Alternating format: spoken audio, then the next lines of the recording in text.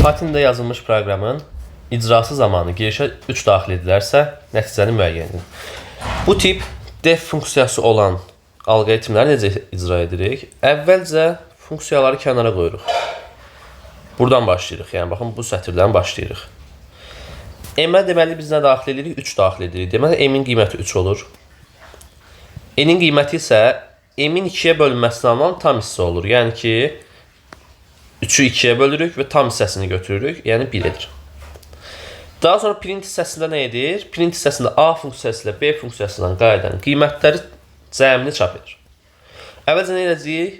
A funksiyasına baxacağıq. A funksiyası, baxın, buradakı funksiyadır. Əvvəlcə A funksiyasına baxırıq. Deməli, A-da da biz M və N-i göndəririk. Yəni, M və N olaraq 3 bir qiymətlərini göndəririk. Bu uyğun olaraq X və Y-ə bərabər olur. Yəni ki, X-in qiyməti A funksiyasında, gəlin burada yazaq, A funksiyasında X-in qiyməti 3 olur, Y-in qiyməti 1 olur. Başlayaq funksiyanı icra eləməyə. İlk addımımız nədir? Y-in qiymətini dəyişməkdir. Yəni, baxın, Y-ə yeni bir qiymət verəcəyik. Amma o qiyməti biz B funksiyasına əsasən təyin edirik. Baxın, B funksiyasına əsasən. B funksiyasını nə istəyir bizdə? Deyir, Y bərabərdir. B, X çıx 1, yəni ki, X-dan 1'i çıxacaq olacaq 2. Y çıx 1, yəni ki, 1-dən 1'i çıxırıq, olur 0. Baxın, B-nin qiyməti buna bərabərdir. Nə etməliyəm? B funksiyasında 2 və 0 üzrə qiymətləri tapmalıyam. Və B funksiyasına baxsaq, X, Y-in qiyməti uyğun olaraq nəyə bərabərdir? 2 və 0-a bərabərdir. Nə qaytarır bizə geri?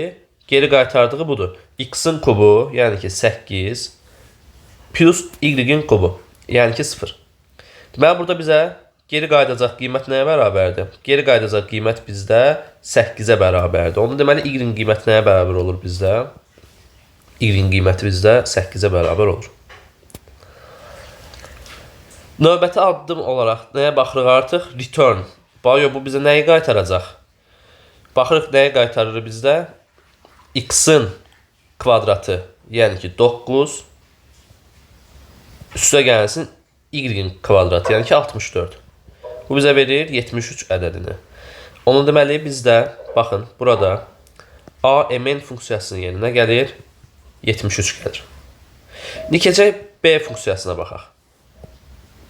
Üzərinə gəldən B funksiyasına baxaq.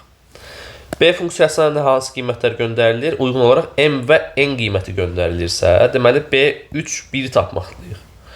Belə olan halda deməli, X və Y-in qiymətlərinə baxsaq, X 3-ə bərabər olur, Y 1-ə bərabər olur.